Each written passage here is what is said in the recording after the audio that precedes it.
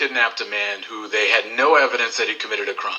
If you're not paying attention to this Abrego Garcia situation, you need to. The government literally kidnapped a man who they had no evidence that he committed a crime. And then they deported him to El Salvador and put him into this supermax prison. So the Supreme Court was like, you can't do that. So they unanimously agreed that Trump has to facilitate him coming back. Even Clarence Thomas said that Trump was wrong here. And as of today, Trump's just like, no, I'm not going to do that. This is what you call a constitutional crisis. He is knowingly defying a Supreme Court order. I hope you guys understand.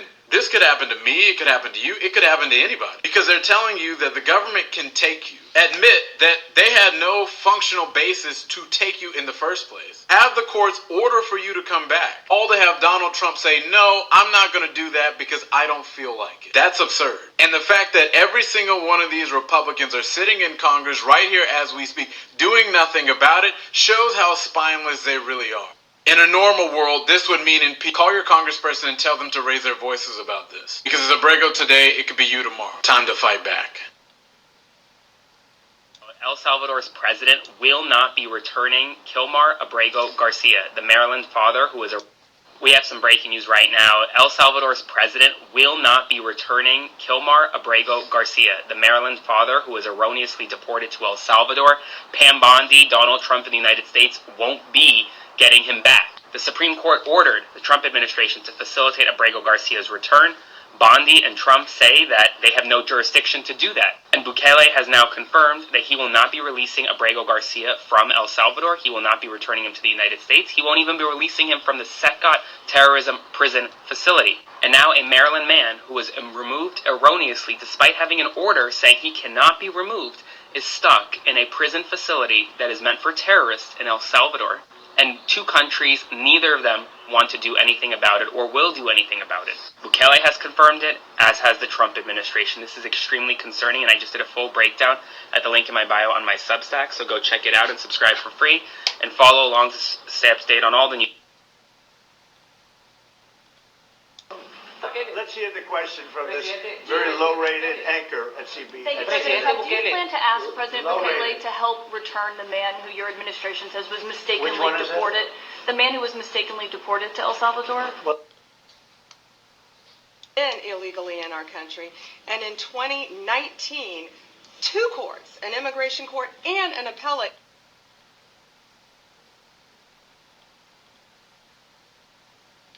So, the Chump administration is just straight up lying about this Noam v. Garcia decision.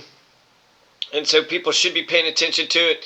I've, reposted some things. I have this, thing here. But constitutional crisis is now trending. And then 9-0 SCOTUS is trending as well. Let's take a look at Van Hollen. This is a senator. I'm not sure which state, but he is saying that he's going to go to El Salvador himself, and he's going to go check out to see the condition of this Kilmar Abrego Garcia. We are having a constitutional crisis. I don't know if this was meant to turn out this way, but clearly the Chump administration, they don't care about the rule of law. They don't care about the Constitution. He's breaking the fucking 14th Amendment, 22nd Amendment. He just keeps breaking amendments over and over again. In fact, he's an illegitimate fucking president. He's illegitimate. He didn't have a right to fucking run, because if you try to violently overthrow the damn government over bullshit reasons, well, then you don't get to run for office. That's, the 14th Amendment, Section 3. So he was illegitimate to begin with. So this is going to be crazy. This is, I could see a civil war possibly brewing in America between those who believe that the Constitution matters. The Constitution and the Bill of Rights and the rule of law and the three branches of government and the enumerated powers. These are things that are worthy of revolution in defense of the Constitution. The Constitution has enumerated powers. It's got the rule of law, three branches of government. The Constitution itself is a contract. The Bill of Rights. Of course, this is in the courts, and I am heartened by the fact that, as you said, Jennifer, a Maryland judge, federal district court judge Innes, found, and I quote, "There were no legal grounds whatsoever for his arrest, detention, or removal." She went on to say, "His detention appears wholly lawless." Lawless. The judge pointed out, and again I want to quote, particularly to Abrego Garcia, The risk of harm shocks the conscience because of the dangers he faces. So this guy's going to go check it out, and then you just heard what he said, that it's wholly lawless. What they're doing is wholly lawless.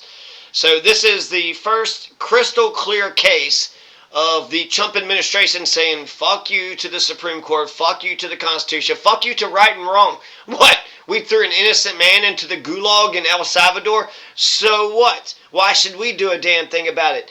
Even Elon Musk had said that when you make a mistake, you correct that mistake, right? Nobody bats 1,000. So it just shows you that these motherfuckers' ego, just go read John Grisham's Framed. Those who tell the truth are going to get fucked over, and those who lie, we got a criminal administration. So we're going to, what, trust the criminals to go after the criminals? Or are the criminals going to go after the good people and let the criminals go free? If the Chump administration really gives a damn about right or wrong or what's legal and not legal, then they would be careful to make sure. The Supreme Court loves, Chump. The Supreme Court basically gave him immunity when it comes to, all official business. The Supreme Court has disagreed with Chump on this decision, so therefore I think Chump would be remiss. He would be such a dumb motherfucker. What a dumbass. What a dumbass. If he's going to, flaunt the rule of law, put a middle finger up John Roberts' ass and tell him to, to spin on it.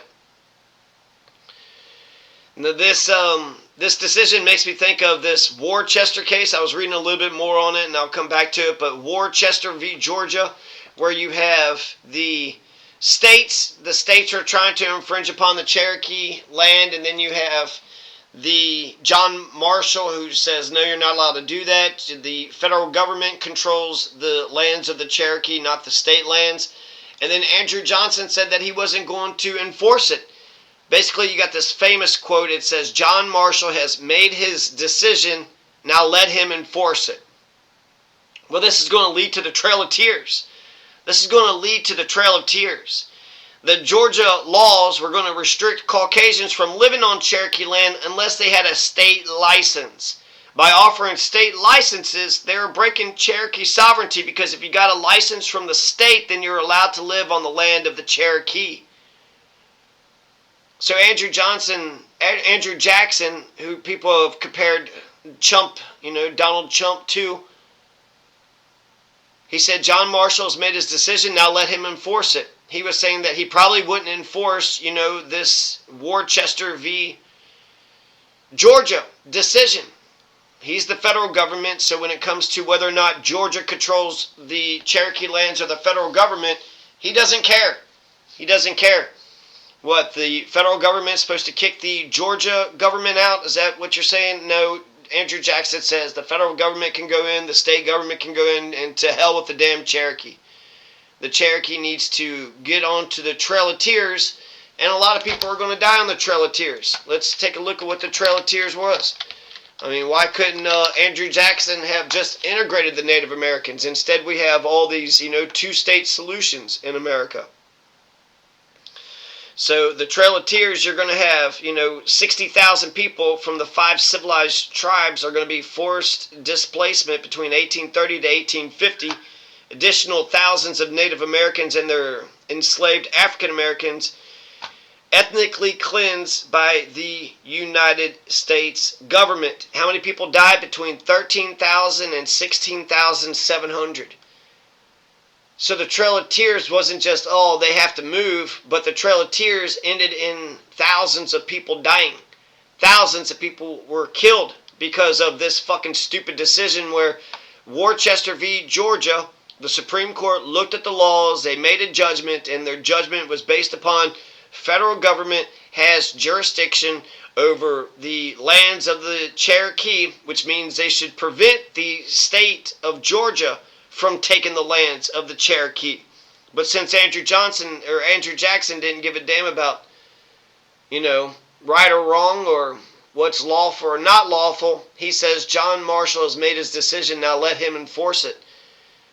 So what's going to happen? What's going to happen with this Kilmar, Abrego, Garcia? We are in a constitutional crisis. This is a big constitutional crisis. The fucking Chump administration is flat out blowing it. They're blowing it. They're showing that they are a criminal administration. They're not legitimate. They're not trying to do anything right and above board. They're not trying to do anything lawful whatsoever, goddamned ever. And even the SCOTUS, which is what, 5 or 6 of the Supreme Court are conservatives. He's going to, put a middle finger to the right-wing conservative fucking... Even, I heard, Clarence Thomas is against the Chump administration for doing this shit. So this is just the Chump administration flagrantly, obviously, telling the rule of law to go to hell. Fuck the Constitution. Fuck all you people that believe in the Constitution. He's above the Constitution. He's allowed to do anything and everything he wants to. He's not bound by no fucking piece of paper written in the 1700s. That old piece of parchment. He's not going to be restrained. He's not going to respect your individual freedoms. He's not going to respect the power of the states. He's not going to respect the powers of the 3 branches of government. He's saying to hell with the judicial and the legislative branch. He's saying to hell with the 50 states. And he's saying to hell with the individual rights and freedoms of every American in this country. Injustice anywhere is a threat to justice everywhere. So to think that's what's happening to Kilmar, Abrego, Garcia, if you don't think that's going to happen to you. I did want to take a look at these trending. So constitutional crisis is clear. What's 9-0? Is it that he clearly is saying that it's a lie? 9-0 SCOTUS. We are already seeing that happen. Nobody will invest in what they view to be a lawless country. If Trump ignores a 9-0 SCOTUS ruling, that is what we are. That's absolutely is. So this is Nome v. Garcia. Clearly, this clearly says, right versus wrong. 9-0 SCOTUS. What did you expect? The big orange arsehole told the world he was going to go full fascist. They still voted for the senile old ball bag. Space Karen's Yahtzee salutes should have told you what you needed to know. You done goofed, America. Donald is defying a 9-0 SCOTUS ruling to bring Kilmar, Abrego, Garcia back to the U.S. courts. It's not to bring his back to America so he can live, but show the fucking evidence. Show the fucking evidence. You're saying he's a bad guy. You're saying that he's MS-13. Show the evidence. Show the judge the evidence. The judge will ship him back. Do the process correctly. Do the process right. Instead, these motherfuckers are kidnapping these people and just shipping them in the middle of nowhere. They could kidnap anybody in this country and ship them to the gulag, and then they're saying there's no way to bring you back. Oops. Well, we already kidnapped him, We already kidnapped him. We already got the body. I don't know. So the 9-0 SCOTUS that's trending in constitutional crisis is trending for the same reason. For the same reason. They are blatantly lying. They all are lying. They are lying so much. Stephen Miller being like, 9-0, we won. We won. I don't see how you could read Nome v. Garcia 2025, the Supreme Court decision, and say that the Chump administration won. All the Paula Zenas had to do was define,